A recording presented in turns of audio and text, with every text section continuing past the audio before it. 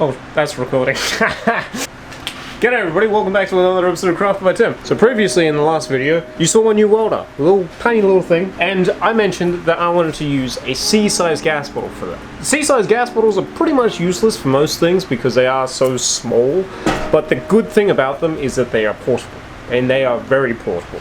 In that video you would have probably seen the thing that I'm going to be making today, which is going to be a holder for said gas bottle, because I want to be able to wear this thing on my back. I have a rough idea of what I want to do. I've got an offcut of steel here, and basically we're going to take a strip that's going to be wide enough to come about a third of the way around the circle and enough space at the back so that we can fit two 25mm strips to fit onto some molly webbing. I'm not entirely sure exactly how I'm going to do this, but I'm going to make it up as we go along because that's what we do here.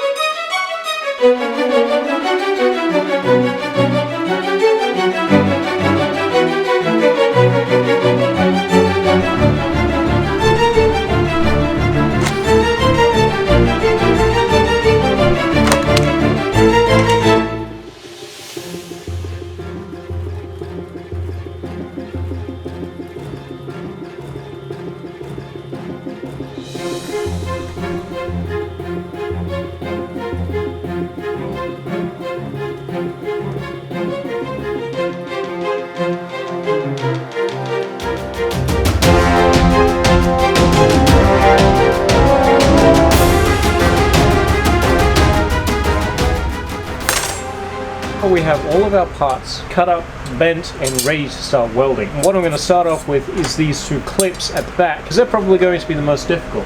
What I want to do is I actually want to set this up so it's compatible with molly webbing.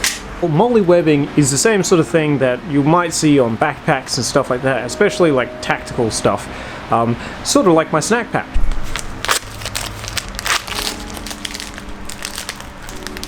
So the way that these molly things work is that they usually have two straps that will feed through the backing pad, which looks something like this. They feed your straps through the loops, sort of like that, except it'll usually go through both. So that's pretty much what I'm going to try and do.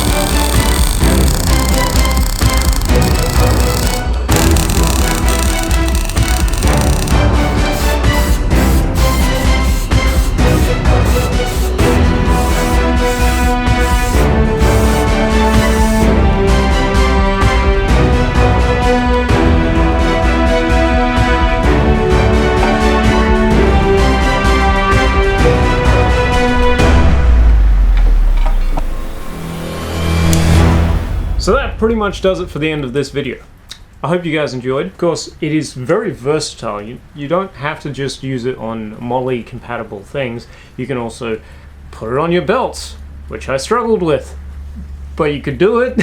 This is like sort of halfway between the realm of absolutely ridiculous and actually kind of useful. I'm very happy with the blurring that line. And this is also the first time that I've properly used this welder for an actual project. I mean, I didn't do any solid welding with this. It was all stitching and that sort of thing. If you want to see the full review, I'll leave a link at the end of this video as well. But that pretty much does it for this episode. I hope you guys enjoyed, and I will catch you all in the next episode. In the meantime, do remember to stay safe, happy crafting, and as always, cheers.